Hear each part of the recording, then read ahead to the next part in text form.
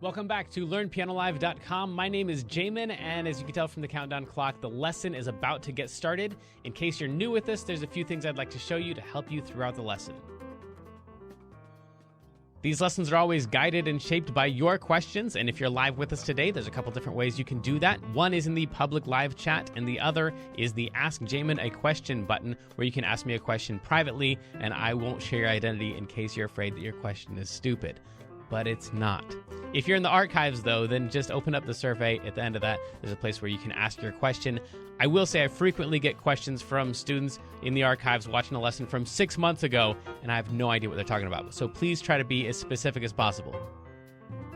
If you're watching this at LearnPianoLive.com, there should be a PDF and an MP3 button right next to this video. The PDF will often have additional video links inside, so you can get more in-depth instruction on each of the topics. And if you're the kind of person who likes to print out the PDF so you can make the same notes on your physical version as I'm making during the lesson, now would be the time to do that. The MP3 is just a play-along track so you can practice more after the lesson. In traditional lessons, a teacher is going to actually present some new concept for maybe 5 or 10 minutes every couple weeks. The rest of the time is going to be spent applying and refining those concepts. Well, here I'm spouting off hours of new information every week, so it's totally unreasonable to expect you to actually absorb all of that.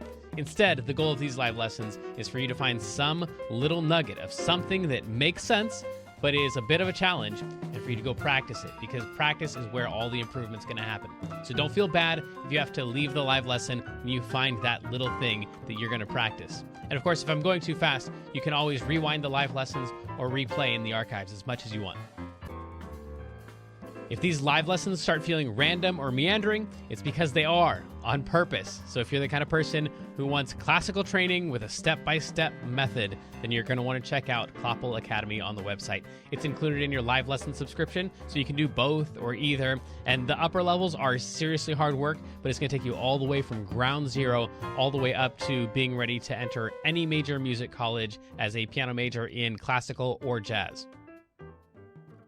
And finally, it's most people's favorite. This is application, where we take the past concepts from other live lessons and we see how they apply to an actual, real song that already exists. And since there's like 1,000 different ways to play any song, you're just going to work on the version that is appropriate for your level. So that might just mean playing one note at a time for right now. Or maybe you're working on chords or covering the full song. Or maybe you're just seeing how the song breaks down so you can better write and transcribe your own songs in the future. But whatever your level is, the goal is not this song. So even if you don't play the whole entire song, you'll get better by even attempting a little bit of it, and attempt it we shall.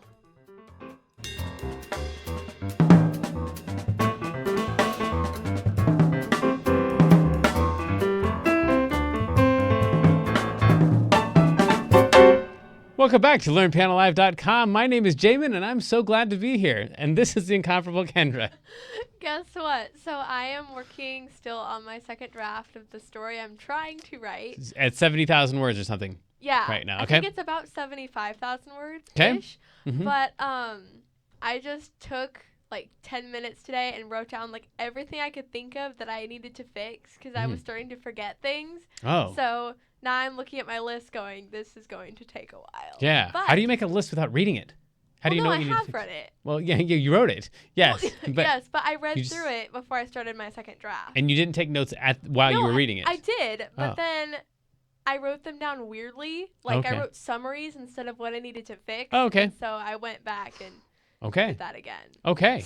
So, when would you, if you had to guess when this is going to all be done, what would your guess be? A couple years. Okay. Like, I mean, like from now Sounds until reasonable. when it's maybe someday published. Yeah. I mean, maybe or you let someone like, else read it. Yeah. Yeah, okay. Yeah. Well, good luck. Thank you. That sounds like a lot of work. Yes. Cool. Also, a lot of work is this song. This is insane. We're doing the Seinfeld theme song. So we're just going to jump ahead for the beginner part of the lesson. We're going to jump ahead to the part that's most important or most iconic and that repeats the most. So that's going to start right here. All this other stuff here, we've got this, yeah.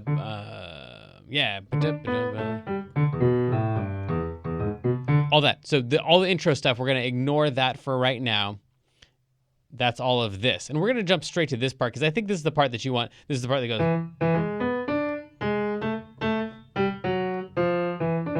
Yeah. That stuff right there. Let's see if we can at least get that far in it. And of course, all these notes should be way, way, way, way lower. So actually, if you zoom out for me, Kendra, then I would play like the lowest version of each of these notes. So we're going to talk about an E here in just a second. But instead of playing it there, I would totally play it there.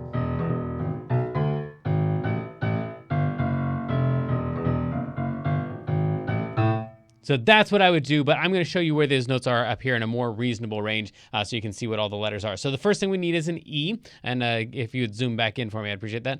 In order to find an E, you just take any group of 2 black notes, like those would be fine, and you take the top note, the one most to the right, and drag it up just a little bit more, and you land on an E every single time. And as you can see, you need 2 of those in a row right there. So we need an E and then an E.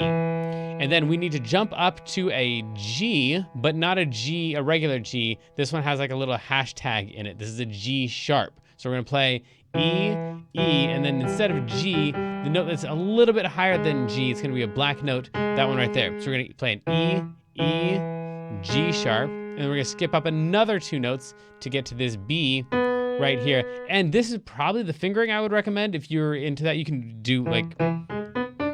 You could play the whole thing with one finger, but probably if you get as many of the notes in one hand position as possible, that's going to make it the easiest for what you can do for this song. The song's kind of crazy. It jumps around a lot, but E, E, G sharp, B, and then we're going to jump up on the next line to this. This is a D natural. So this sign right here is a natural sign. It just means don't play this one sharp, even though a lot of the Ds in this song are going to be sharp. Play this one as a regular D. So we've got E, E, G sharp, B, D. You don't have to play them all at once, but my hand position would allow me to play all of them at once, so I can go a lot faster instead of and trying to jump around to the different notes. So those are your first, 5 notes, because we're doubling up the E. And then we're going to go back to that G right there, the G sharp, sorry. And then we're going to drag it up to an A. So all together, we've got E, E, G sharp, B, D, G sharp, A. And this is already about halfway through the song already. So G sharp, A, and then another A, and then this time a G natural. Now you recognize this symbol right here as being not sharp. Even though we played it sharp a second ago, we don't want that note. We want this G right here. And I know that sounds weird. It'll sound less weird in just a second. And then we want to go down to an F sharp. You see the little tiny hashtag in there. So that's an F sharp, the note that's slightly higher than F. And then, of course, that good old natural sign right there telling us that this F is supposed to be a regular F right there. And then pretty much we're gonna just walk it back to that, back up to that A that we were playing a little while ago. So we want to play E. These 2 notes are tied together. I promise we're almost done. I know it's a lot of notes all in a row. These 2 E's are tied together, so that's just one big E. And then we're gonna play another E right here, but as you can see, that's not the same E at all. That's way, way higher. So if you can, play that with your pinky and then reach up with your thumb to that E. Even if you can't reach 2 E's at the same time, using your pinky and your thumb will make that the least amount of movement possible. Because you gotta go really fast. You're gonna play E, E, E. So up to E, and then back down to E. And then walk it up, straight up to that A. F sharp, 2 of the F sharps right there.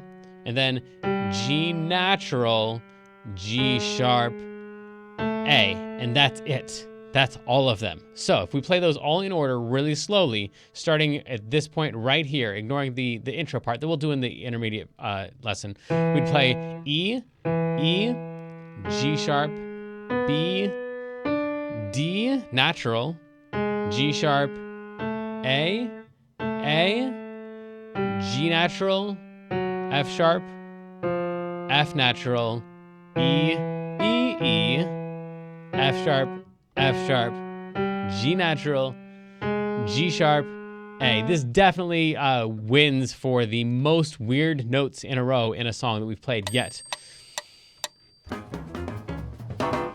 Hey Jamin, it's time for our feature of the day, which today is the video of the day. Yes, it is, and it's a video of, we'll get back to our lesson here in a second. It's a video of a guy that I kind of have a man crush on, Jacob Collier, who happens to have almost the identical name as me, so a lot of you have actually confused me with him.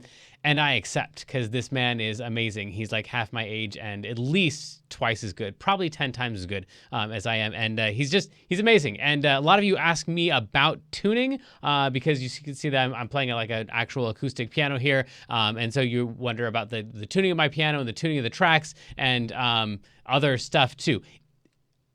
In short, there's no such thing as an in-tune piano. And I've got a technician that comes over and tunes mine every 6 months or so. But he comes over to tune the piano. Really, I make sure that I'm here while he's doing it so I can just pepper him with questions about tuning and how all of it works. This is a segment of Jacob Collier talking about tuning, and not specifically piano tuning, but singing harmonies or playing harmonies that are in tune with each other versus the way that the piano is tuned, because the way the piano is tuned is not the way that sounds the best for every note. And some of you are totally with me, and you know it's coming up, or this is going to be interesting to you. And some of you like are already lost, like, what? Then why are we even playing piano if there's no such thing as an in-tune piano? So that group will just have to endure the next 2.5 minutes, or maybe this will intrigue you, and you'll go check out this full interview of the amazing Jacob Collier. Take it away. So, put your hands up if you think the piano's in tune, first of all. And then some people put up their hand, and then I say, well, it's not, right? Because the piano is equally tempered, which means that all the semitones are the same size. And this was actually, I think it was implemented by the church about 400 or 500 years ago, and the church didn't want to fund instruments built in every key. Yeah. And so equal temperament came about, and thank goodness it did, because a bunch of jazz harmony cannot exist in just intonation. But essentially just intonation is a key tuned to the harmonic series of that fundamental. So if I tune a C major chord with a justly tuned third, then the E in a C major triad is going to be about, I think it's 14 cents lower than on the piano. If I were to demonstrate that for you, which I cannot with one voice, the purity of that sound, it's like, you know that feeling when you sing a fifth and it's so unbelievably in tune? Like, if you ever, like, you know when you sing, can we sing a fifth? So sing a note. Yeah, and there's like a bit where it stops beating, it's just like you just like hug each other. That feeling with a third is just so glorious, and basically the third just kind of disappears in the chord because it feels so natural and wonderful to the chord. I guess I realized I had a sort of epiphany a few years ago that that chords sound better when they're tuned to the harmonic series. And so I endeavored to always tune stuff to the harmonic series by ear, because obviously auto-tune won't do that for you, the sad case of auto-tune. So so I lower all of my major thirds, I lift all of my minor thirds. Sevenths are crazy because a naturally tuned flat 7 in the harmonic series is about 31 cents flat. So like, ooh, ooh, ooh, ooh, like that's really flat. And the amazing and exciting thing when it comes to that is that I can then treat that B flat as a new root to a chord, and the whole axis of the tonality drops by 30 cents. And so if that's the root, then I've moved my A from 440 to like around 432. And it's a really interesting thing to do, to tune something in a just way, and then to essentially like swing as if you're like a monkey. You kind of swing, everything swings like that to that new place. That thrills me a lot. But you know, I think it just sounds better. That's the bottom line, is it sounds better. And he's uses some really interesting tunings on some of his original songs and stuff. So if you haven't already checked out his covers of songs, the man's amazing. But it's time to get back to our song after this short break. So sadly, the lesson preview has come to an end, and it's time to say goodbye to everyone watching the free streams. Of course, paying subscribers at learnpianolive.com can continue watching this lesson and several hundred others like it in the archives. So come on over and check us out. And if you like what you saw, at least like and subscribe, and then tell your friends to head on over to learnpianolive.com to start enjoying this journey with us.